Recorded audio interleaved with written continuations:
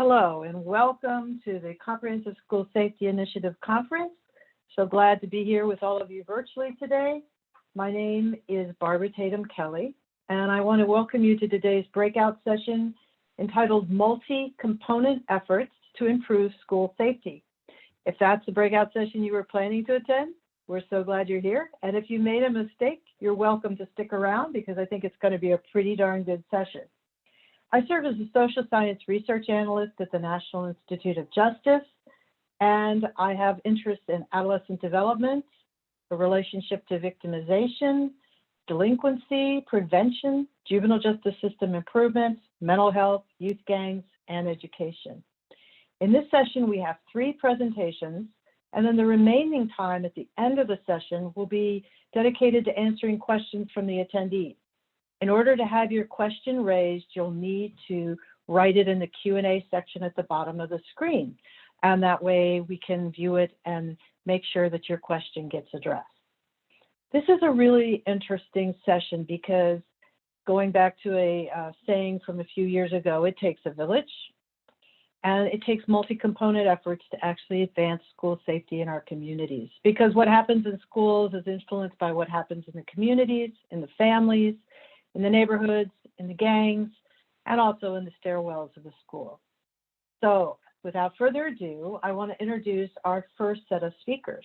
The presentation is going to be made by Troy Smith, Karen Cruz, and Sean Kelly, who are going to share their findings with the research done by RAND researchers and school system personnel at Montgomery County Public Schools, which is a school located outside of Washington, D.C. in the Maryland suburbs, as they test the effectiveness of positive behavioral interventions and support and how the addition of restorative justice to Pbis influences those schools' disciplinary approaches and outcomes. So without further ado, I would like to introduce our speakers on this panel. Thank you so much for joining us.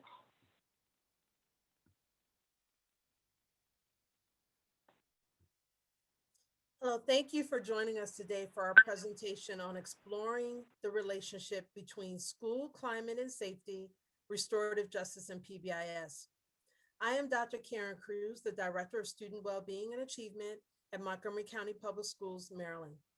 I will be presenting about our work together today with Sean Kelly, one of our instructional specialists, and one of our partners from RAND, Troy Smith. Dr. Becky Smith is the principal investigator on this project. Next slide.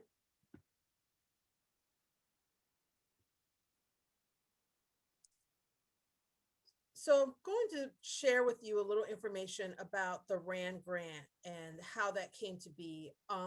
First of all, we were very excited to get this grant from the National Institute of Justice in order to test the effectiveness of some positive discipline approaches that we had been considering as a district.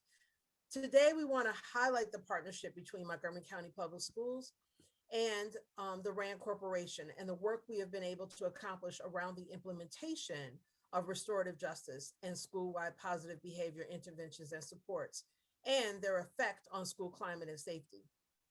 As educators, we are critical points of contact in the student experience, being the people kids interact with during much of their unstructured and structured social learning time. Oftentimes, school staff are their guides through complex social, emotional, and mental health situations they encounter while trying to reach their academic goals as well. Our goal today is to give insight into the language, practices, and research methods used in this study and their implications on school safety. From the very beginning of this project, it has been a collaborative effort between MCPS and RAND, with MCPS really specializing in the implementation of the programs, and RAND is specializing in the measurement and the research. Schools in the district were offered the choice of whether to participate or not in the study, and we ended up having a total of 43 schools that opted to participate. In order to measure the effectiveness of the RJ and Pbis grant, we've staged implementation so that about half of the schools began their implementing in the school year 2019-2020, and the rest of the schools will begin implementing next fall. Our partners at RAND are examining the implementation, the impact, and the cost effectiveness of PBIS alone and the two programs in combination with each other. Sean will now tell us a little bit more about how these interventions fit together, and then Troy will discuss the research design and data collection.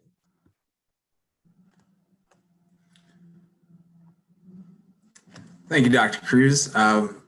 So yes, I'm gonna go ahead and take some time now to not so much explain what PBIS and restorative justice are.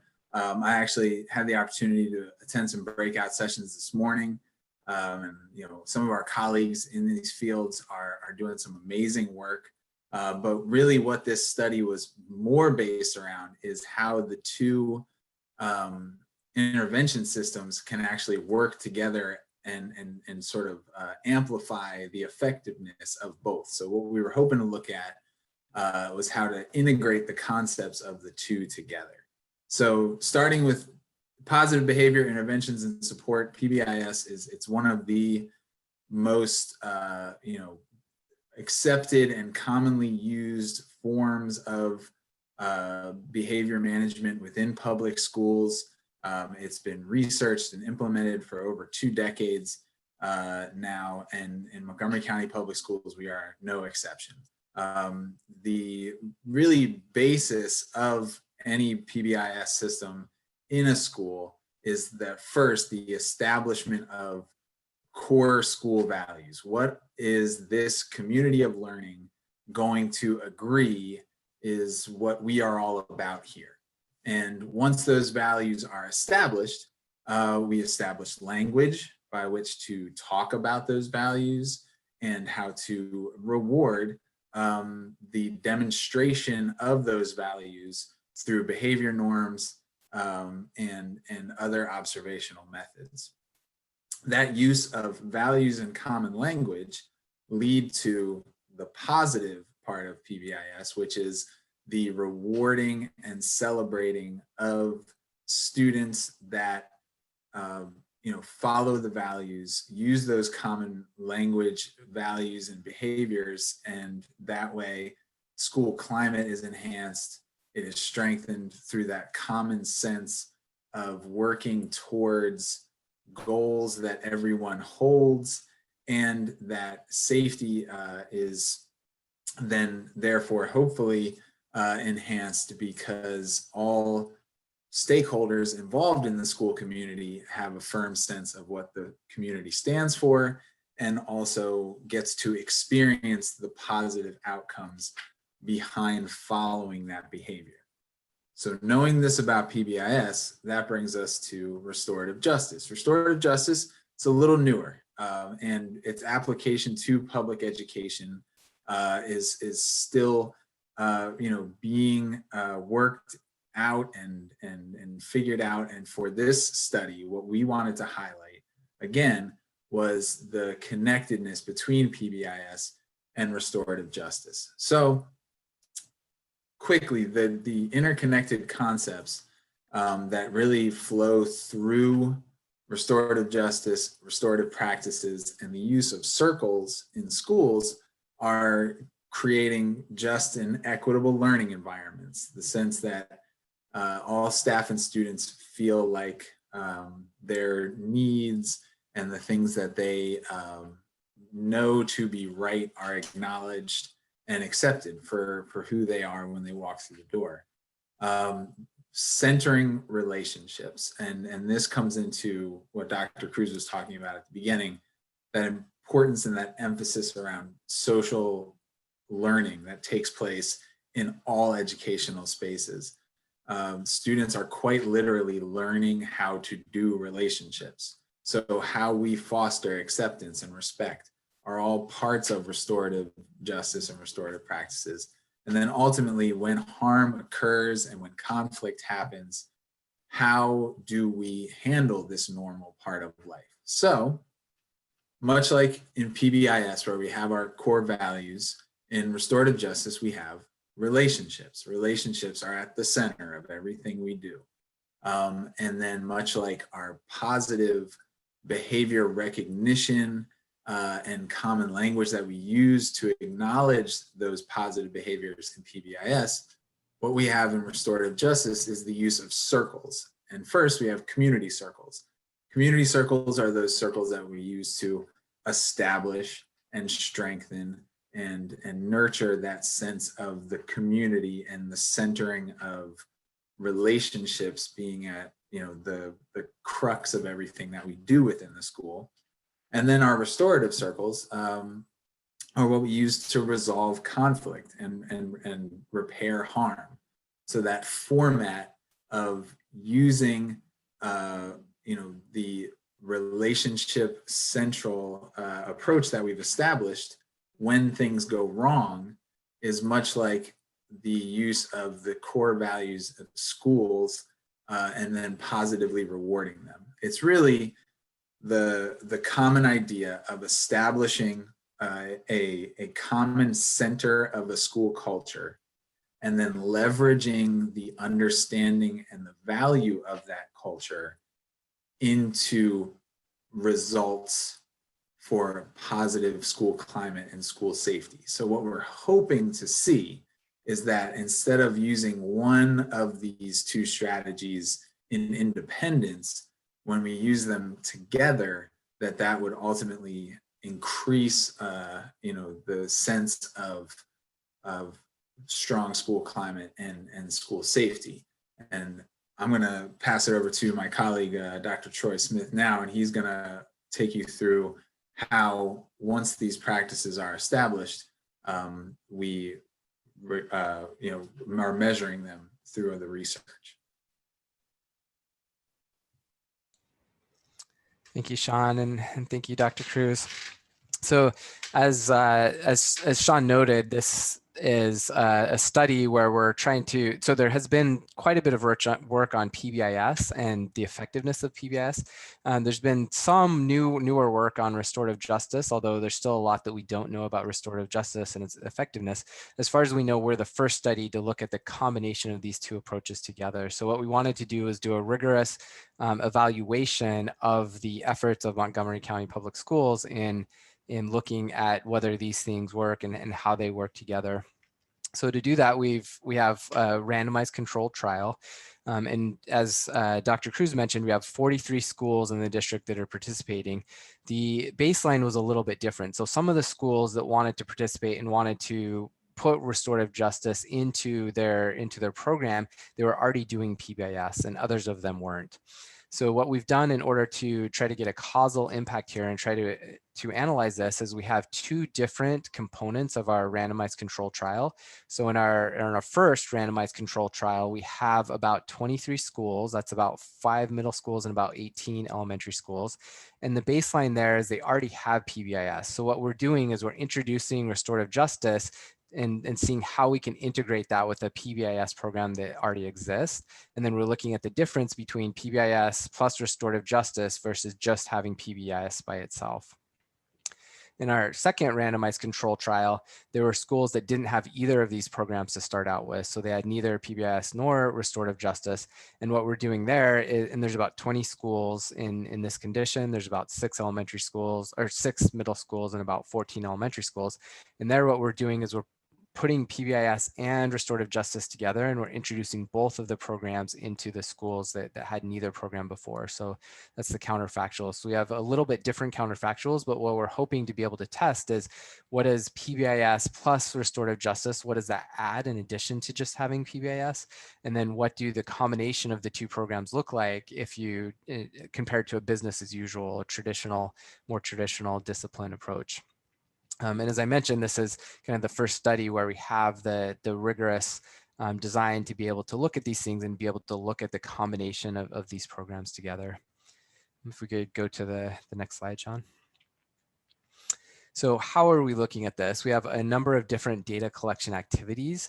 And what we tried to do is look at both a qualitative and quantitative perspective. So the qualitative data is going to help us to look at the implementation and to answer the implementation questions. How was this implemented in the schools? What did the schools find valuable? What was their experience with these interventions? And then the quantitative data is going to help us to look more at outcomes. So was this effective on these outcomes that we're looking at? What is the impact of these things? How do they differ between the treatment and the control conditions? So in terms of qualitative data, we have done, and I should say we're in the process of data collection right now. We actually just started our second student survey today, but we have some site visits where we're visiting schools on the ground. We have about 9 of the schools that we're visiting in these site visits, and those include interviews, focus groups, and observations. We are visiting both treatment schools and control schools, so we can really see what the difference is between the implementation and the treatment and the control. Back in the summer of 2019, before the district launched these programs in the schools, we did some training observations to look at what the training that the individual school-based restorative justice specialists were getting in order to implement this program in the schools. And then also in terms of qualitative data, we have staff logs. And so we randomly select 4 staff members from each of the treatment schools each month, and we send them a little survey. It's about a 5-minute survey that asks about the actual activities that they're doing in terms of Pbis and restorative justice. What have they done in the last week? And this gives us some kind of a continuous measure of how these programs look and what is actually being implemented on the ground in the schools throughout the study. In terms of our more quantitative data, we have a couple of different areas that we're looking at. The first is that we have climate and practice surveys, and these are going to both staff and students. So the staff survey is for all staff in treatment and control schools. So that includes teaching staff, but then non-instructional staff and administrators as well. And then our student survey is going to students who are in grades 5 and above. So remember, this is elementary and middle school, so that's grades 5, 6, 7, and 8. And we're surveying both staff and students about the school climate. We're asking about bullying. We're asking about the environment, how they feel in this environment, and to try to get at some of these different outcome measures that we're hoping that the restorative justice and that Pbis produce, or at least has been theorized that these are the outcomes that we should expect from these programs. And then finally, we're looking at, we're getting administrative data. And there we're looking at a couple of specific outcomes. So we are getting suspension and expulsion data so we can look at, is there actually an impact of these programs in terms of disciplinary measures? Are they being used instead of some of the harsher, more damaging disciplinary measures that have been used in the past? We're looking at attendance data. So if the school climate is better, then does that encourage students to come to school and to participate in the school environment? And then we also are getting test score data. So as John Enberg mentioned earlier today, when they were looking at Pittsburgh schools, then they found that the restorative practices that they were looking at actually had some negative impacts for some of the populations on their academic outcomes. So we want to see whether that's the case here and see if that finding that they found would be replicated here. So we're interested in the testing score and outcome data there as well. And as I mentioned, we're still in the process of data gathering, so we're not able, unfortunately, to give you any results. Stay tuned. Next conference, and hopefully by the end of this year, we'll have some working papers out that we can share with you some of those results. And definitely, if we're invited back to present, we can present more findings next time. But right now, we're still kind of in the very thick of things. If you could go to the next slide, Sean. So of course, like everybody else in the world, we've been impacted severely by COVID-19. The schools in the district have been offering virtual education since March of 2020. They're currently planning to open the schools and classrooms to some students, so that will happen in the next month. I don't have to tell all of you that the pandemic has been very disruptive to students, teachers, and administrators. That's true in MCPS as well as across the nation. So it's been a difficult environment, number one, to conduct a study, and number two, to push out new programs and new ways of thinking and new paradigms in the schools themselves. I have to say that our partners at MCPS, Sean and Karen and the teams that they work with, they've been phenomenal in helping not only to pioneer, I think that they've pioneered a couple of different things. So first, how do you integrate PBIS and restorative justice together and make these programs work together? So they've done some really amazing work there that they could, share with other school districts and give trainings themselves on how you put these two programs together. As Sean said, what are the complementarities? How do they work together on the ground, et cetera. They've also done a lot of great work on what does it look like to have restorative justice and PBIS in a virtual school environment. So the beginning of the pandemic, we did a lot of thinking and brainstorming and what does this look like if you're not in a school building every day? How do we still train teachers and administrators with these methods? What does that look like to students? What is different? What is the same in a virtual versus non-virtual environment? So I think they could also write a book or a manual on how to do these things virtually as well. They've really stepped up and continue to do training with the schools and continue to participate and give them the skills that they need, facing the different challenges that the students and teachers and administrators are facing in an online versus in-person environment. So because of the pandemic, it was necessary for us on the RAND side to also modify some of our data collection activities. We're right in the middle of one of our staff surveys when the pandemic hit last year, so that we were not able to get as many responses to that as we would have liked. We've also modified our site visits. We weren't able to conduct site visits last spring. We've modified our site visits this spring in order to do them virtually instead of in person. And then we've also adjusted some of our questions on our surveys to make sure that it's clear that we're asking about the school environment, and that could be a virtual or an in-person environment, either one. So the one nice thing that I'll say for us in the design of our study in the first place is that because we have the control schools there, and then that gives us, at least we hope that this will give us the ability to be able to still see what the causal impact of these programs are. If it was just a before and after treatment, then we would really be scared of how COVID is affecting everything. It's still going to be disruptive. We're still only going to be able to say what the effect was in the environment that we were implementing in, which of course includes the pandemic. But because we have both treatment and control schools, we can see that are both being affected by COVID. And then hopefully we can still see what the differences are between those that have implemented these programs and those that haven't, when both of them have been faced with the difficulties of the pandemic and virtual learning and virtual schooling. If you can go to the next slide, Sean. So we're not going to have questions right now. We're going to have questions at the end of the session after the other presenters have finished presenting. But let me just give another shout out to our team. So Becky Herman, who's the principal investigator here. We've worked with a lot of people in MCPS and on the RAND side. We've listed their names here. Let me call out, besides Becky, let me call out Stephanie Izard as well, who's really spearheaded this work over the last 2 years and put a ton of work into making sure this happens. And then again, let me thank NIJ for funding this work. Like I said, I think that this is an innovative study of these two programs. We need more data here. A lot of schools across the nation are implementing each of these programs, and some of them are starting to implement them jointly together, but we really don't have a rigorous evidence base to tell us what we should do or how they should be implemented. What are the pitfalls with implementing? Do they work as we theorize and as we think that they work? So I think that this, through NIJ, this has given us an ability to be able to look at this and to answer some of these questions, which I think is very exciting. So stay tuned. Hopefully we'll have some results to give you within the next year or so and get some evidence on these important things. So thank you so much, and we look forward to having some questions and discussing, and I'll turn the time over to Tim.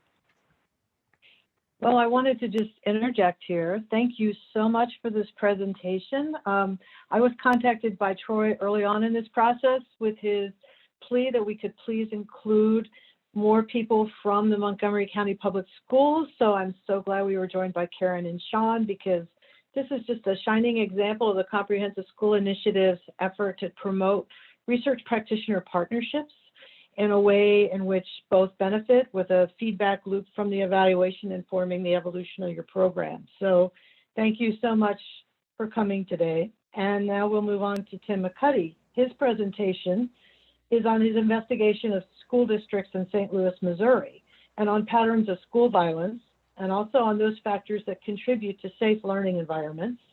And he's coming from the University of Memphis, but I saw that he has previous UMSL relationships, the University of Missouri at St. Louis, which I've worked with in many years over the years with the gang initiative. So it's great to have an UMSL alumni.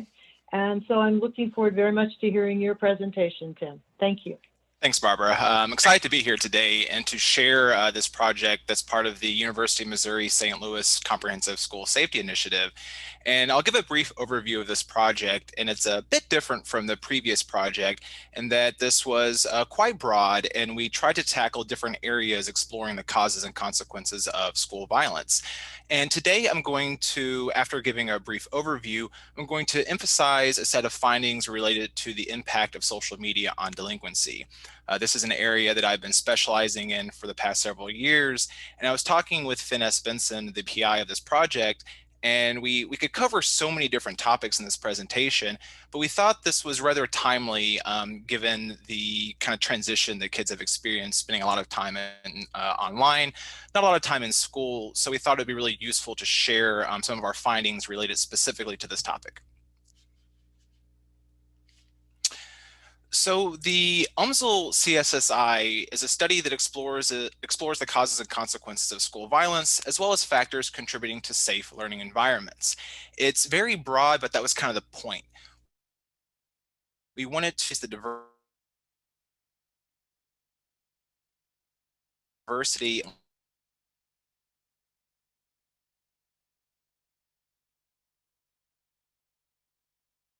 to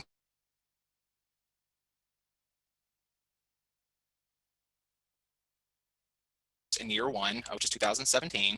In addition to the survey, we conducted 197 semi-structured interviews in 2018. And then in 2019, we did 37 in-depth interviews with these students. The interviews focused more on the context of victimization, kind of the who, what, when, where, how, and why. But today, most of what I'll be talking about will be findings related to the survey component of the study. We also conducted 2 surveys of school personnel in wave 1 when all the students were in 7th and 8th grade. And then at wave 3, all the students had transitioned into 9th and 10th grade. And then we surveyed the high school personnel during that wave. And I show on the slide here a variety of the topical areas that we explored in this project. At the very bottom of this slide, I have a link to our website that provides a series of 2 to 4 page fact sheets that discuss some of our findings related to victimization, delinquency, bullying, avoidance behaviors, a little bit of everything on this slide. And again, this was quite broad, but our goal here was to explore multiple contexts, multiple factors that are all related to the causes and consequences of school violence. And if anyone has any follow-up questions related to any of these other topics that I'm not going in detail today, or any other questions about the project as a whole, I'd be happy to elaborate on that. I was the project director for the last 2 years of this study. So even though I am at the University of Memphis now, I was at UMSL at the time and am intimately familiar with this project. So as I mentioned, we wanted to capitalize and utilize the diversity of our setting. And I have this map here just to demonstrate the diversity of St. Louis County. North County is characterized by a higher concentration of non-Hispanic Black residents. There are high levels of disadvantage within that region. South County is more affluent, it's more likely to be white, and there is a much lower concentration of disadvantage. So for our study, we chose 3 districts in the northern part of the county and then 3 districts in the southern part of the county to get a really diverse sample across race, across school disciplinary actions, and across overall neighborhood disadvantage within those areas. And just to give you a bird's eye view outline of the core project, given this is what I will be discussing the research findings today, in the 12 middle schools that we started, there were about 4,700 kids enrolled. We were able to get consent from 78%, so about 3,600 students. And then at wave 1 in 2017, we surveyed 3,640 students, about 99% of those with consent. At wave 2, we tracked down 86% of those students who were now in 33 middle schools and high schools. And then by wave 3, all the students had transitioned into 16 high schools within those districts, and we were able to survey 75% of those who had consent. And you can see there on the slide, I'll also point out the time periods in which we did the interviews. The semi-structured interviews were at wave 2, and then the in-depth interviews were at wave 3. And just to give you some background on the sample that we are dealing with in St. Louis County, about half the sample was in 7th grade, half was in 8th grade, about 53% female, 38% white, 40% black, 11% multiracial, and that was pretty consistent across waves, about 40% white and 40% black. At wave 1, most respondents were just over the age of 13. You can see there that about a fifth were 12 and younger, and then about a third were ages 14 and older. A little over half lived with both parents, about a quarter lived with a single parent, and then 96% were born in the United States. So again, for today, I want to focus on a set of findings related to social media and delinquency. And I will end what we kind of realized as we started along this research, there's a lot that we just don't understand about social media and violence and the ways that kids use social media in schools and out of school, how things like bullying bleed over into the school. And a lot of this research was really descriptive because we were trying to even understand what kids were doing, what are they exposed to online. We had to figure that out before we could even begin the discussion of trying to figure out what could schools do to address the negative influence, the negative online influence that children may be exposed to. So I will tell you what we found, and then I'll end with kind of the future directions that we are headed, specifically within the context of social media and delinquency. So this slide here demonstrates, I think, a lot of information in just one figure. And basically, I am trying to show the overlap between online peer delinquency and the traditional measure of peer delinquency that criminologists look at. So we're capturing the overlap of two things here. First, in blue are the offline peers. This was captured by a measure asking how many friends do you have that have done the following items related to general delinquency, violence, theft, and substance use. The green bar refers to online support for delinquency. So this question captured exposure to online messages in support of the following different behaviors, whether that's general delinquency, violence, theft, or substance use. And within the online measure, it's really important to mention that all of the online peers that we looked at in our study are online peers who are not regularly seen in person. Now, I'm happy to talk about some issues with this measure or the fact that most of youth's online friends are in fact the same friends in the school, the same friends in the neighborhood. But our goal was to initially start out looking at the internet as a separate context to understand, how does that differ from the school? How is it similar from the school? Again, what are kids exposed to online versus offline? So for the purposes of the discussion today, it might be best to think of online peers or cyberspace as a context, just like the school and neighborhood. We have the internet. And that's kind of what we were doing here. We were trying to look at exposure across those different types of peer delinquency. So in the first column, under any delinquency, is a 13-item variety score, captures a broad range of behaviors. About 63% of the sample was exposed either online or offline, indicated there by the top of the bar. And then we see here that only 5% of the sample is exposed only online. About 17% was exposed only offline, and then about 41% was exposed in both contexts, both offline and online. So the main thing to note here within this column and kind of across behaviors is that the degree of online only exposure is pretty small, those green bars. A lot of kids, a lot of our respondents who are exposed online are also exposed offline, as indicated by the red bar. A similar pattern we saw for violence and theft, although the degree of online exposure, unique online exposure, was a bit smaller for violence. Substance use was a bit more unique compared to the other behaviors. Basically, the internet exposes youth to more substance use independent of offline exposure.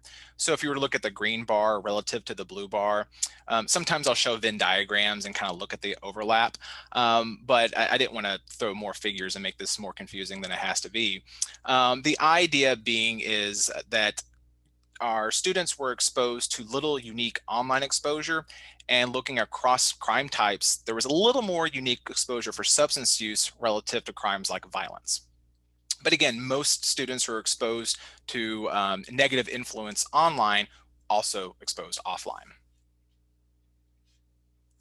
Now I will spare you any regression tables right now, and I just summarize the findings across a few studies that I've done on this. And to put it simply, there's just a lot of mixed evidence. When I look at general delinquency and violence, I find that online peer support is not associated with the prevalence or the variety of delinquent or violent acts, but there was some partial support for the changes in those outcomes using a first difference model. And I was limited with those first different models of establishing temporal ordering, which is a big issue with peer research. We want to make sure exposure to peer delinquency preceded, involvement in self-reported delinquency. But when I look at theft and substance use, pretty much any way I model it, if I look at the prevalence, the variety, changes over time, I do see an online peer effect. So I have a little more confidence in the effect of online peer support for delinquency relative. I have more confidence in substance use relative to crimes like violence. However, and what I really, really want to stress on this slide is that third bullet point, that offline peers remain the strongest source of influence across outcomes. Again, across models, across crime types, the coefficients, the effect sizes were much stronger for offline peers. Cross-sectional research finds some really strong associations between online peers and offline crime. But within our data, there is much less support when we look at these processes over time. The very first wave of data I looked at and found much more evidence of this online peer effect. But now that we have 3 waves of data, and I've been, again, looking at these longitudinal models, there's much less effect of online peers.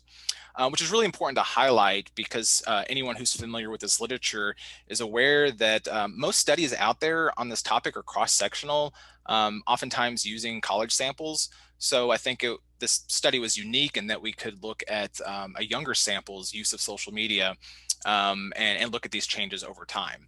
But there were year-long lags in between these measures. So I am looking at how exposure to, social media content at time 1 affects behavior a year later. So of course there is a limitation with that. This next finding is another just descriptive finding that we all thought was just pretty interesting. And we wanted to tackle this idea about self-disclosure. Do students talk about things online differently than how they talk in school or in neighborhood or at home? That is the content of their message is different online. So we asked a question during in our survey that said, if you did something illegal and you wanted to talk to somebody about it, would you do it online or in person? And then we provided a 7-point scale in which our respondents indicated their preference. And we can see here that about 66% of our sample prefer talking in person about their delinquency. That only about 9% here at the bottom prefer talking online. And then about a quarter of respondents, 25%, said that both were equally likely. Now we could take, the quarter, the 25% here and the 9%, add them together and say that maybe about a third of respondents are willing to talk online. Either they prefer talking online or there's no preference of talking offline or online about their own involvement in delinquency. But again, 66%, 2/3 say that they would prefer talking in person. About 44%, if you just look at the top part of this figure right here, a full 44% said they would only talk in person, versus about 4% said they would only talk online. So the key takeaway here is that most students still prefer offline communication, and that is where most of the discussion about involvement in illegal activities is taking place. There is a lot of literature to suggest that youth may be disinhibited when online, may be more willing to talk about sensitive material. And to be perfectly honest, I kind of thought that I would find more of a stronger preference for online disclosure, given what I was seeing in the literature. However, again, only about 9% of our respondents preferred talking online about involvement with their illegal activities. Moving on to another area that we looked at within the discussion of social media and violence. At Wave 1, we had about 314 respondents who were coded as gang involved based on self-reported items related to self-identifying as a gang member, and then whether or not they consider their group of friends to be a gang. Based off the literature, we were seeing that a lot of gang members are active online. In fact, some research was suggesting that gang members were more likely to prefer talking online, and then made friends easier online. And given the data that we had, we thought it'd be really interesting to see if that was the case, and then try to examine if online peers had a differential effect on gang members relative to non-gang involved youth. So first of all, we found that, yeah, online postings about offline illegal activity are more common among gang members. We had another item in our survey tapping into when our respondents first learned about their friends' illegal activity. Was it online rather than in person? And we found over half of gang members reported first learning about their friends' illegal activities online, compared to about 22% of non-gang members. So again, that one I thought was quite interesting. And if gang members did something illegal and want to talk to their friends about it, they were more likely to prefer talking online relative to offline. The findings I showed in that last slide. Small difference, 16% versus 9%. It was significant, but substantively, not too different. But across all of our measures, gang members were more likely to make friends online, preferred talking online. They have more offline friends who are online. So across the board, there was more social media utilization among gang members, but in our regression models trying to look at the effects or look at the association between exposure to online peers and then self-reported delinquency, we found that online peers do not have an additional influence on gang involved youth above and beyond the influence of offline peers. We saw pretty much the same associations for non-gang involved youth as we did for gang involved youth. And then finally, I want to touch on an area that the principal investigator, Finnes Benson, and I have been exploring now for a couple of years. And we really wanted to look at the link between bullying, victimization, and delinquency. And for my purposes, I was especially curious about the link between cyberbullying and delinquency. Finn and I previously used data from the GREAT evaluation, and that study demonstrated an observed association between cyberbullying and delinquency using longitudinal data. Some have argued that cyber victimization is a more potent form of strain, that it could perhaps have a stronger link between bullying victimization and delinquency compared to school victimization. And we wanted to test that. We wanted to see if that actually held true. However, there were some recent redesigns to the NCVS, the National Crime Victimization Survey, that made us ask several questions about operationalization. Could all these different findings we're seeing in the literature, some supporting the association between cyber victimization and delinquency, some not, are these mixed findings related to measurement, or is something theoretically different about cyberbullying? And that's kind of what we wanted to look at. So we were inspired by some other work to examine mismatch between bullying items. So we had two sets of items in our survey, a generic item asking, have you been bullied at school? Have you been cyberbullied? And then we have a behavior specific approach. And that took the form of asking respondents, have any of the following things happened to you? And I have those items listed on the slide. This was the approach used from the NCVS from 2005 to 2015. Prior to that, they used the generic approach that we also included. Starting in 1999, they were using that approach.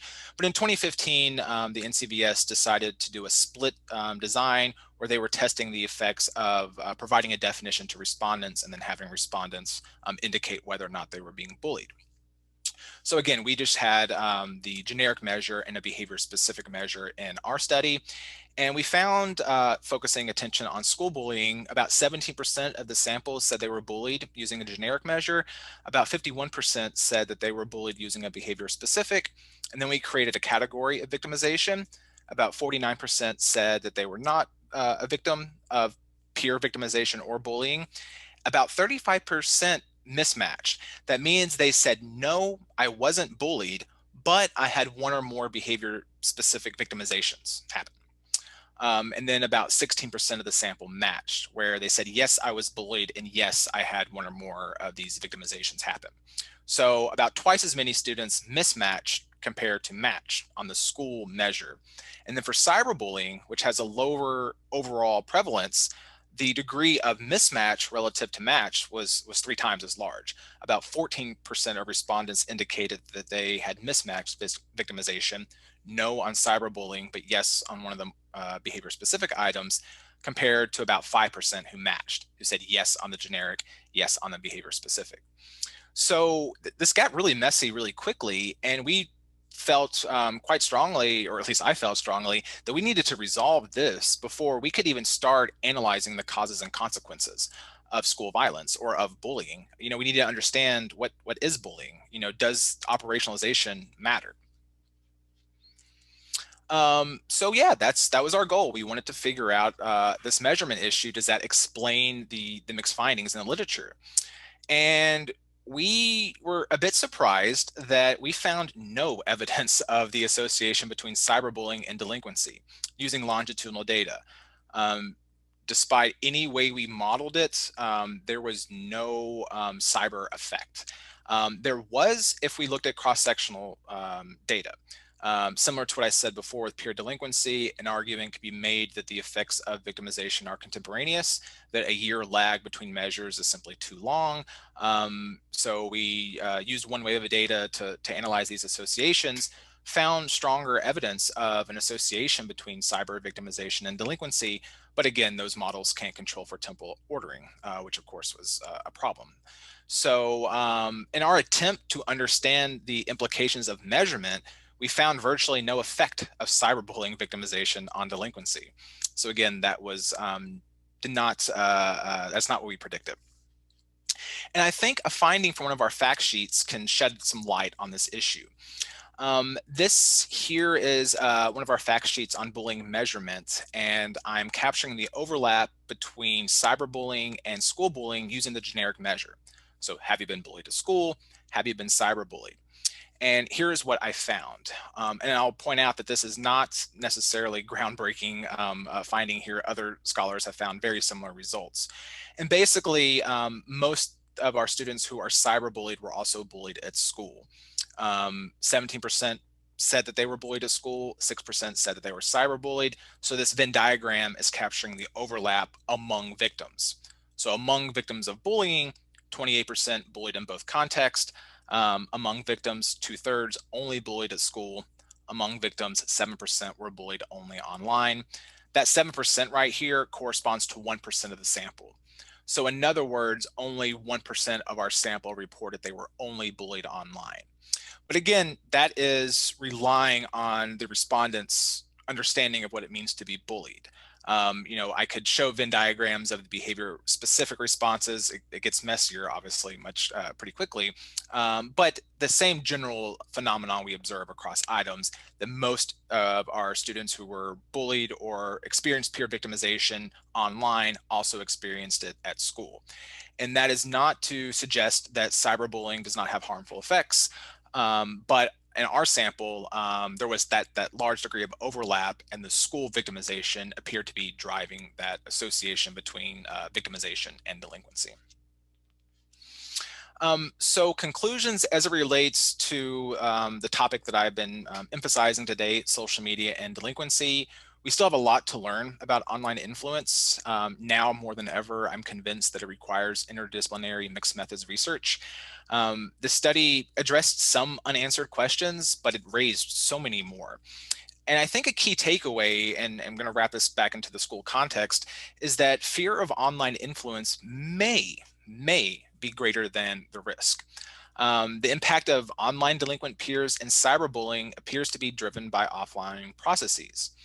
Again, I initially predicted much stronger associations, and I soon realized we're probably overestimating the online effect due to selection effects attributed to offline peers. For example, those who have offline delinquent peers are likely to have online delinquent peers. But I want to stress that the study does not look at social media influence among in-person groups. So your best friends that or a child's best friends that are at school, they may not, this is missing that level of online influence, again, because we were focusing on the online context being a unique context. So that's the obvious, I think, next step that we need to do is look at how among students in school, what are those peers saying online? How is that different from what they're being exposed to in school? But the next steps with what I can do in these data is look at if this online context, if what kids are exposed to, this peer delinquency, bullying, does that vary by school? And if so, what school level factors explain online influence? Prior research has shown that school level characteristics can condition peer influence. Well-connected schools can reduce negative peer influence. And descriptive analysis has already shown online peer influence varies in similar ways as traditional peer influence, but we have yet to uncover why. So again, what school level characteristics explain this variation? And I hope that will lead to more concrete policy recommendations. That is, what can schools do to reduce the harm related to online influence? Still have a lot of work to do, but I'm really curious to see what we uncover moving forward. Thanks. Thank you so much, Tim. That was really fascinating, and I'd be interested to have a conversation to see how it is that this research plays out during the period of COVID in terms of increased time with kids being online exclusively versus in person. So moving on, though, before we get to questions and answers, to Dr. Stephanie Hawkins from RTI International. Stephanie has been a contributor to the juvenile justice field for many, many years, particularly focusing in on work that we used to work on together on girls in the juvenile justice system. And she's now going to discuss her evaluation of Shelby County Comprehensive School Safety Initiative, which was designed to reduce school violence and student misbehavior while minimizing exclusionary disciplinary approaches such as suspension and expulsion. So with that, I turn it over to Stephanie. Very glad you could join us. Thanks so much, Barbara. I appreciate it. And I really am delighted to be here to share sort of what we are working on in Shelby County. And Tim, I noted that you're now at University of Memphis, so this is very close to your home. But, I think I'll start off by just acknowledging that even in the midst of COVID, and in the midst of schools starting to return, we need to really focus on issues related to suspension, as well as gang issues, which we've heard a little bit about in the previous presentation. So just to give you a little background, in the United States, we have about 60% of middle schools that report disciplinary action, specifically suspension, expulsion, or transfer, in response to some type of violent offense at the school. Now, when we take a look at Shelby County middle schools, and just to orient everyone, Shelby County, at least the one I'm referring to, is in Tennessee, and it encompasses mostly Memphis, the city of Memphis. But we see that during the 2018-2019 school year, the suspensions and expulsions were higher than the national average. So specifically for middle school students, we see about 8% of that student population received one or more out of school suspensions. About 13.8% received one or more in-school suspensions. And then we have about 1% receiving expulsions from school. So this was an issue for Shelby County schools in general. And, I'm really grateful for the funding mechanism that was offered where we get to team and partner with practitioners. And in this case, it was the school district, because they got to implement the things that they're expert in. And we got to team with them and wrap an evaluation around what they're doing. So it really was and still is a very fruitful partnership. And so in our early discussions that led up to the proposal, we decided it was important to build on what they had was a very successful diversion program, as well as a pretty robust gang prevention program, all implemented at the high school level. So in our conversations, we looked at the data and we realized, if you really want to impact the reduction of problems specifically that you're experiencing at the high school level, well, let's focus in at the middle school level. And so they agreed and they decided, let's try and implement these same programs at the middle school level and sort of reframe the language around it. Because at the middle school level, we're not implementing a traditional diversion program, but what we can do is implement a suspension diversion program, because we already knew that issues of suspension were prevalent at the middle school level. So that's what we did. We took their SHAPE program, which was designed for traditional diversion at high school level, and made it a suspension diversion program. And then same for their gang intervention program, we brought that down to middle school as well. So again, this is a part of the Comprehensive School Safety Initiative, and we are working with Shelby County Schools, which is the 25th largest school district in the United States. So this is an overview of the design that we had. So our focus really was on a randomized controlled trial. And so we wanted to see if we selected 24 middle schools that don't have any of the current programming that I just mentioned, could we randomize them into one of three conditions? So business as usual, continue prospering with whatever you're doing at the school district. But then we randomized into a set of schools that we implemented the SHAPE program and the Grassy program. And I'll talk a little bit about those in just a moment. And then we had, and we call these student focused programs. And then we had what we termed a comprehensive focus, where we had both SHAPE and Grassy, but we also had a program called Safe Corridor, which was positioning law enforcement in strategic places on the route that kids walk to and from school.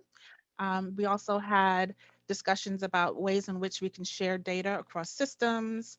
And then we also had an idea that we would really influx youth mental health first aid training into this comprehensive school condition.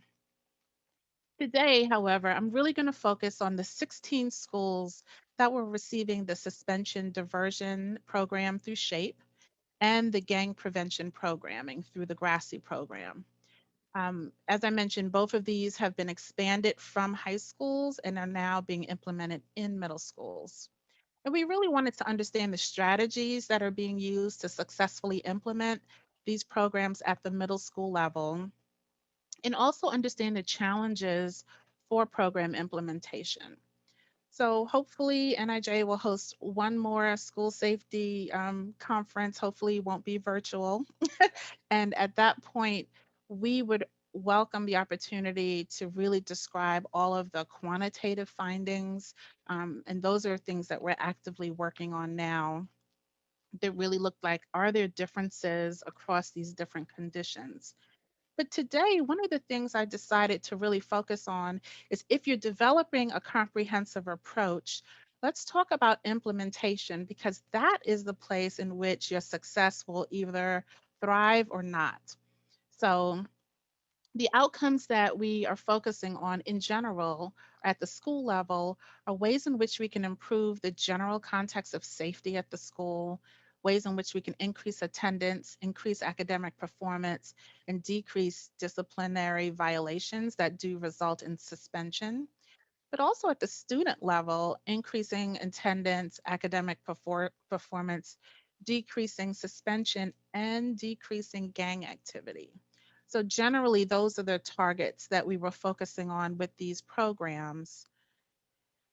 And just to sort of give you the background for the SHAPE program. And I mentioned earlier that this was a program designed at the high school level, and it really was a traditional diversion program designed to reduce the number of students that are transported to juvenile court. Um, and because this program is operating very well at the high school level, we decided to move it down to middle schools and focus on suspension.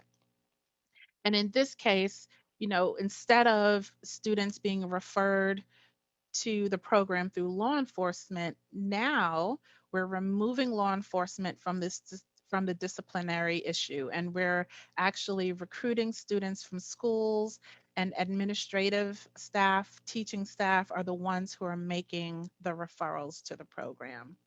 So as you can imagine, we also had to change the signage and the recruitment um, signs for this program, because initially they were very sort of criminal justice oriented. Hey, if you engage in behaviors that could potentially um, allow you to find yourself in front of juvenile court, here's a program that you can participate in. And so we realized, in terms of implementation, using those same signs in a middle school, parents are not wanting their children to be involved because it doesn't seem like something they want their kids to be associated with. So there was a lot of learning about how to move these programs from the high school level to the middle school level. But just a quick overview on the Grassy program, which is the gang reduction assistance for Saving Society. It's a long name, we call it Grassy. But again, longstanding program in Shelby County. But this program is designed to address the needs of students who are at risk or involved in gangs. And it combines a number of approaches that range from prevention, intervention, outreach, suppression. It's more of an individualized program. So it really meets the student where they are. It also encompasses discussions with families, really thinking about what the quality of life concerns are. But the way this program works is that the Shelby County School District hires vendors to deliver the program within the schools during the day, whereas SHAPE is an after-school program. So just to give you a context of gangs in Shelby County, I was unaware, but we might know Memphis, Tennessee to be home of the blues, but it's also home to various Chicago and California-based gangs, as well as gangs that started within Memphis. So these gangs and gang-related issues infiltrate the schools. There are currently over 182 known gangs, sets, cliques, and they're growing. And there are over 11,000 gang members. So this is a serious issue within the Shelby County School District, and one that they've been dealing with for quite some time. Just as an example, there was a quote from one of the gang intervention specialists from one of the members that said, when you come to Memphis, we're going to rally right across from you. It's going to be Young Mob, Crips, Bloods, GDs, Vice Lords, Goon Squad, every gang you can think of. You come to Memphis, we're going to be waiting on you. It's versatile down here. We got every gang you can think of. So this is the context for which the Shelby County schools, in addition to their primary focus, which is educating young people, they also have to deal with gang involvement within the schools, but also protecting students who are siblings to gang members and figuring out ways to protect and encourage them to not participate actively in gang life. So what are the characteristics for all of these different programs when we think about implementation? Well, for the Grassy program, several of the Grassy implementers are prior gang members or have experience with gang life. And this actually resonates with the students, and it helps them relate to that person on a really specific level. So it's not like a teacher just telling you, don't become a gang member, but it is someone who can meet with you, understand the pull to become a part of a gang because they can talk from their personal experience. Now, for the SHAPE program, the type of facilitator or implementer, the best type to deliver this program is actually a school staff member. However, one that does not have commitments to other after school activities. So, there's a lot of pull on coaches and music teachers who have really good relationships with students. But what we found in Shelby County is that it's good to have that familiarity, but not be taxed with other activities. So the idea is that these teachers will have the familiarity with the disciplinary and behavioral conduct within a given school, someone like a behavioral specialist, but not also be the coach of the school.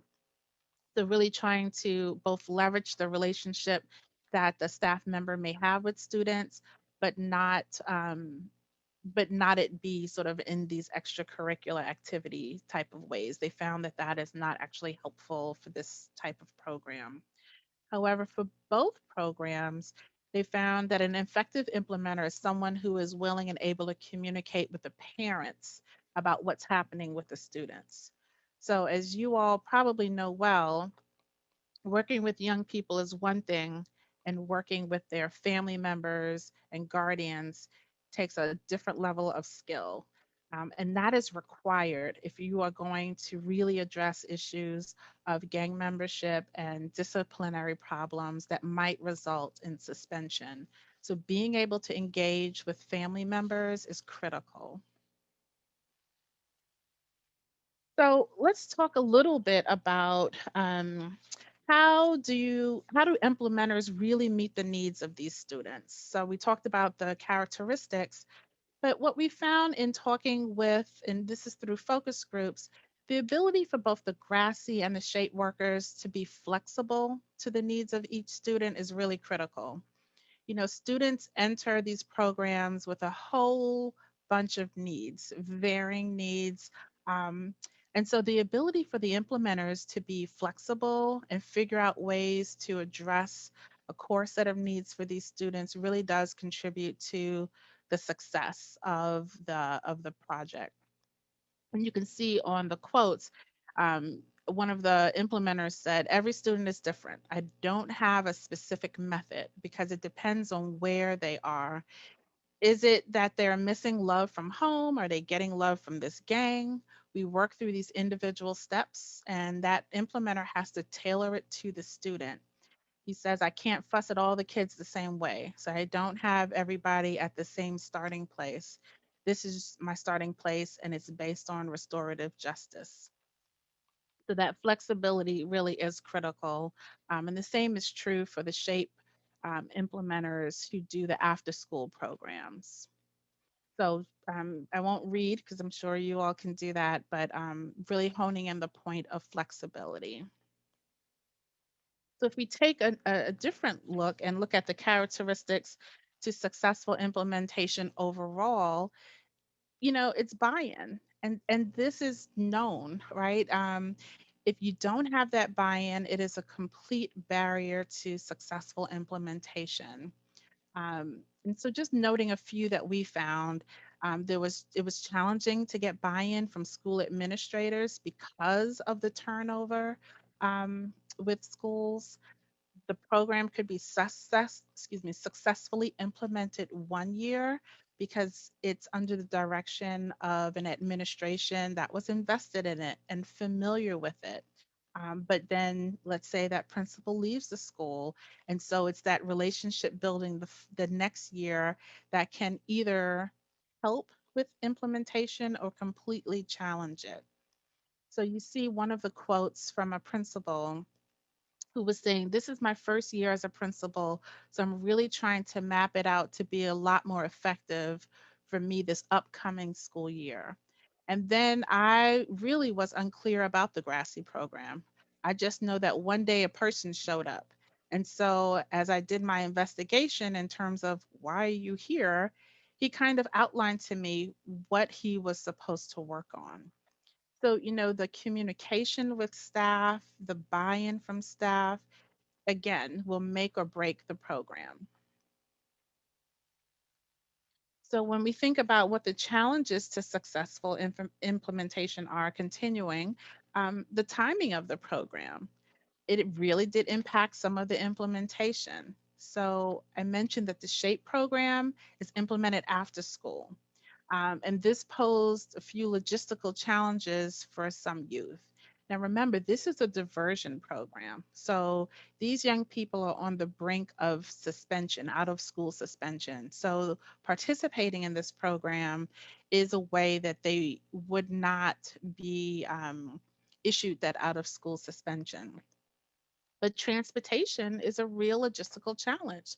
So a lot of times parents could not take time off work to pick their children up from an after school activity. So these young people typically rode the bus to get to and from school, but because they can't take time off, some young people can't participate in the program. If you can't participate in the program, that suspension goes on to be the actual suspension. Time of the day. So summertime, no problem. Young people can walk home from school. Most of these schools were centrally located. Um, but winter is a different story. So the sun sets earlier. Some of the students having to walk home from school in the evenings when it's dark presents a safety challenge. So again, that became a logistical challenge for some of those students to participate. The Grassy program was different because, again, it took place during school. So you see, one of the shape workers just sort of gave a quote about where their school is located. It's not in the heart of a neighborhood within the hours. And then with the hours being after school, these young people really need transportation. So it's a disadvantage for parents that don't have transportation, and this person acknowledged that some of the families are homeless. So it was really difficult for them to arrange rides or get the students from here to there. So now we're battling with the challenge of there's an opportunity for a young person to participate in the program and not have the out of school suspension, but then there's the logistical challenges of them participating. So they're sort of caught oftentimes in a rock, between a rock and a hard place. So let's talk about, well, what have we learned? You know, there are a lot of lessons learned from implementation during this Shelby County School District study. To effectively engage youth, you really have to work with implementers who have experience, particularly with gang intervention, with gang activity. The lived experience, there is no substitute for it.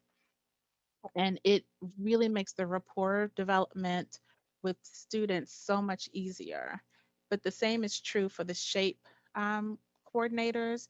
The rapport development for with students is critical to the success of the program. There's also the finding of more communication. So, communicating with the administration about the programs, how to leverage the program in ways that help the school and students align with their academic priorities. Um, there's a quote here that talks about, well, Mr., and we won't say his name, he knows all that, so he can relate. He knows stuff that we don't necessarily know. And so those kids have all his energy. He's able to talk to them in soothing voice that helps them understand that he's been where they are and he knows that there's a way you can turn all of that around. So this is the lived experience quote that we were talking about with regard to engaging youth and the critical role that that plays. But let's talk about some of the strategies. So engaging students with multiple mediums. I think that has never become more important than now during this time of COVID. Um, it's really critical in reaching students and maintaining interest in programming. So, of course, there may be limitations that schools have with the ways in which you can communicate with young people, but to the extent it's not just a person sitting in front of a student or a group of students and just lecturing and talking at them, but engaging them with videos or music, or changing the ways in which they're or the places in which they meet has been really important. Um, Other strategies, as you can see, using real life scenarios and role playing, navigating decision making when you're in a compromised position, um, doing the generic, these are ways you enhance decision making, may be good for some students. But really, what's most important, as we found, was how do you navigate those decisions when you're in a compromise, when it's really tough, like when your back is against the wall.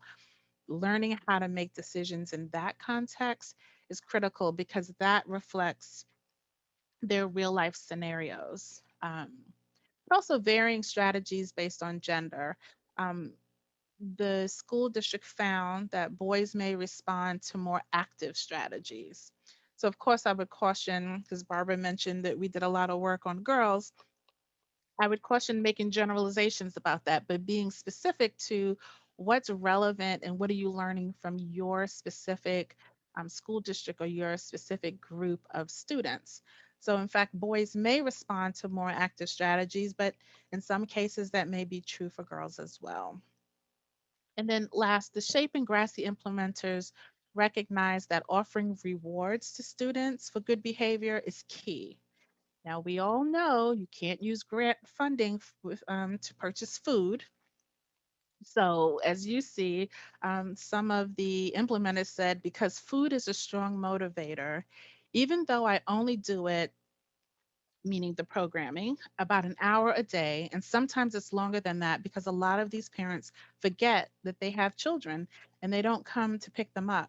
So I do rewards that I pay out of my own pocket.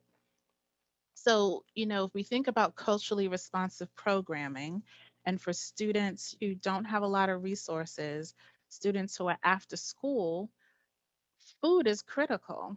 And so, these implementers are finding ways to meet the needs of their participants by offering rewards. And that's often it shows up as food. So, thinking about considerations for implementing similar school safety programs in other places, we've talked a lot in Shelby County about what would it mean to replicate this work and how would we be able to do this in other places. So just bringing everything home, finding the right person who can build that rapport and relate to students is important. Implementers from all interventions indicated that they would like more opportunities to share information across programs. So the Grassy implementers were doing their work, the SHAPE implementers were doing theirs, but they often didn't have opportunities for cross sharing and learning. And that's critical. That's a missed opportunity. So that's an opportunity for, as the district is thinking about continuing these programs, that they create the space for these implementers to come together because often the same young people are on both of their caseloads. Um, Violence prevention and intervention programs at middle schools should consider identifying the behaviors that are indicative for future behavior problems. So that's really what the whole point of this is. Let's bring the interventions down to the middle schools so we can stop the trajectory of them continuing these behaviors in high school. We talked about multiple modalities, and then just figuring out the best way to implement these programs in the middle school context. So we were chugging all along.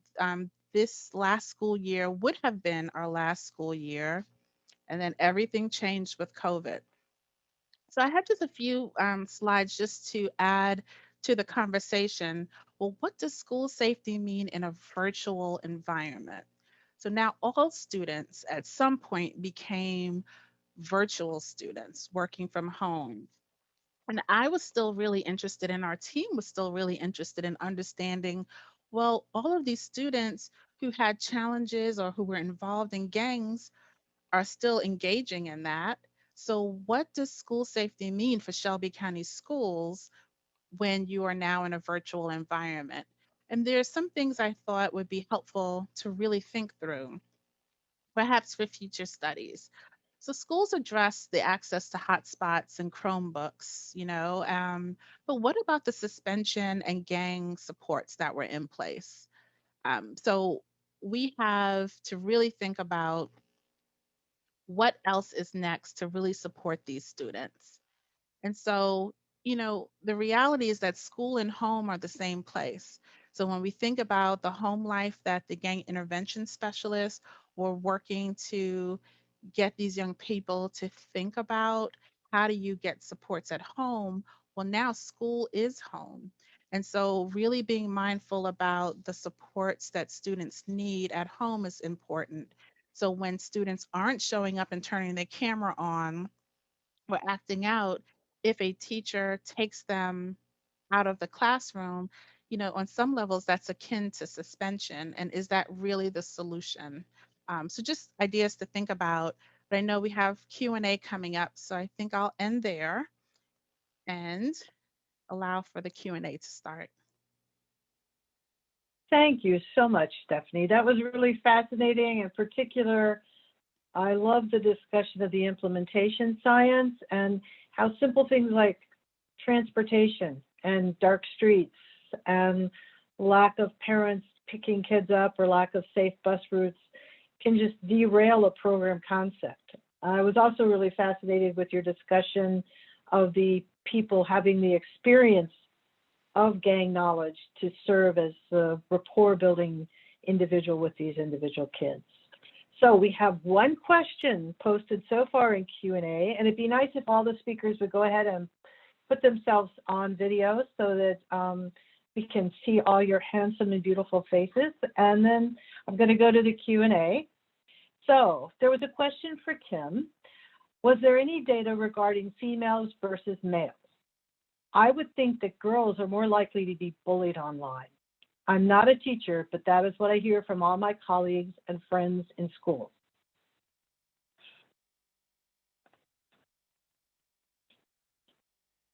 We can't hear you, Tim.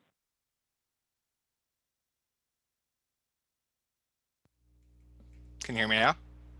Okay, good. Yes, Sorry about that. thank you. I don't know what was going on. I wasn't muted there.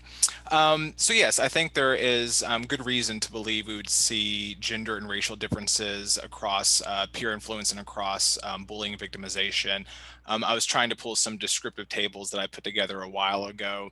We haven't formally tested the gender or racial differences, but based off traditional research, we would expect these differences. Females relative to males were more likely to prefer online communication. They're more likely to be exposed to drug use online, which actually mirrored the offline findings as well. But I think one interesting gender and racial issue to keep in mind is related to some of the mismatch findings I was talking about. There was a study by Nadine Connell and her colleagues that looked at this idea of mismatch. And essentially, she found that males and Black respondents were more likely to fall into that mismatch group, whether it's this idea of appearing tough or there's some stigma associated with acknowledging one's own bullying victimization, that there could be racial and gender differences in terms of why certain youth may or may not report their victimization as bullying. So I think that is a really important methodological issue that we're going to need to deal with before we can start looking at causality and start to understand whether or not that there are these differences that are actually affecting the association between, in my example, like victimization and delinquency. We need to understand are the individual differences related to these differences in identifying the correlates of victimization or the correlates of exposure to peer delinquency. Again, in terms of the peer delinquency, it seems to mostly match. If kids are more likely to be exposed offline, they're more likely to be exposed online. But again, I haven't formally kind of dived into that. But looking at that in addition to how these things vary across school contexts are kind of my next areas of how to extend this work. Thank you, Tim. We have a new question, and there's also a thank you from the person asking the question.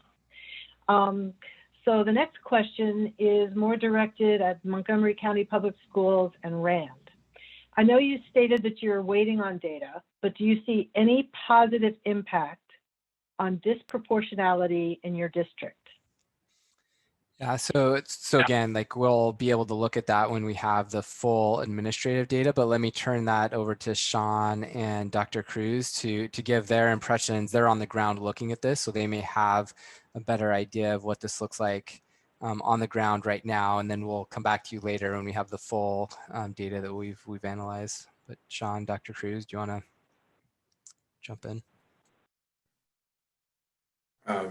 Dr. Cruz, I hope you don't mind if I go first. While we are still waiting on the data from this study, what I can say as someone who is in schools, interacting with schools on a daily basis, I think the biggest impact that we have been able to have since not just introducing restorative justice, but then demonstrating how restorative principles can enrich a PBIS program, which is already in most buildings. What we're doing is we are creating conversations and creating very real alternatives from suspension. A lot of like what Dr. Hawkins was talking about in her presentation. We all know suspension is a disproportionate discipline practice. So the more options and the more conversations that principals and administrators have around alternatives to suspension, I think inevitably we're always going to see a positive impact on disproportionality. And that's also what we're hoping to see with the data from our study as well. Yeah, and I'll just add, I completely agree with Mr. Kelly. Hopefully everyone can hear me. We are really making sure that we have spaces that we're creating for not just the principals, but for school leadership teams to have those discussions around disproportionality and as Mr. Kelly stated, alternatives to discipline. And so I believe that, that is going to definitely change the way that we view students, which hopefully will also reflect in our data that there will be a change around disproportionality. Thank you very much for those answers, and sort of building on a bit to the whole area of disproportionality and disparities. The next question is, since the national spotlight on social injustice, do you see a large buy-in in school-based staff and in the families to focus in on social injustice? So I open that up to the group. I don't know which of you would like to respond first. I'll take a stab. I will say, and so I'm not sure if the question, well, I'll answer from the perspective of this study and Shelby County Schools. I have to say I've been so pleased with Shelby County Schools and their focus on families, students and families sort of before this national spotlight, because that school district is predominantly Black. I think maybe 97% Black and Latino, Black and Latinx. And so there's always been a focus in our conversations on sort of access and ways in which to sort of work with families. In just one core example, during COVID, they actually created a COVID hotline in addition to their regular school tip lines to really address the stresses and the needs that families have when all of a sudden they're all at home with their kids trying to support education. So I don't know for the other panelists if they've noticed a difference with the national spotlight, but at least for Shelby County Schools, I think it just helped to facilitate what they were already doing.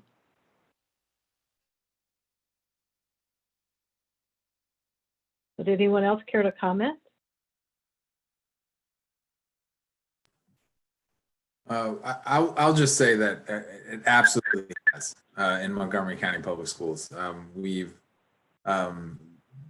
since last spring and the social justice movement really got into full swing, we in the Restorative Justice Unit and district-wide in Montgomery County have really started to take a look at how we can work to be an anti-racist system, for our students and families.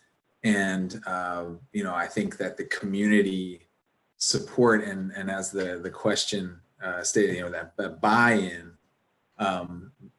is certainly there now. I don't know if it was there before, but, there is certainly a lot of community energy and interest around moving in that direction. And we have one more question, but I'm afraid that we are running out of time. So I think that one will have to, and I will just read it, but I don't think we have time to answer it. How can a local district partner with a corporation like RAND to secure this program for their communities? I think that's a question a lot of people would like to know. And listening to these collaborations between researchers and practitioners, it's gratifying to see how well you're working with your jurisdictions and how well practitioners are engaged with you to get the research questions they need asked in the first place. So on behalf of the National Institute of Justice, I want to thank each of you for very clearly presenting what you're working on and how you can bring together different components across your communities to help better serve these youth. And I hope that all of you will be able to tune in tomorrow. Our opening session is a plenary session focused on Sandy Hook, and it's going to be starting at 11 o'clock Eastern time, which I know for those of you on the West Coast is more like, 8 o'clock? We tried to be gracious with the start time. So please join us tomorrow, and thank you so much for attending today as well as presenting. Much appreciated. And thank you to Jennifer, our tech support, for helping us get through this without showing any bad effects. Thank you, Jennifer.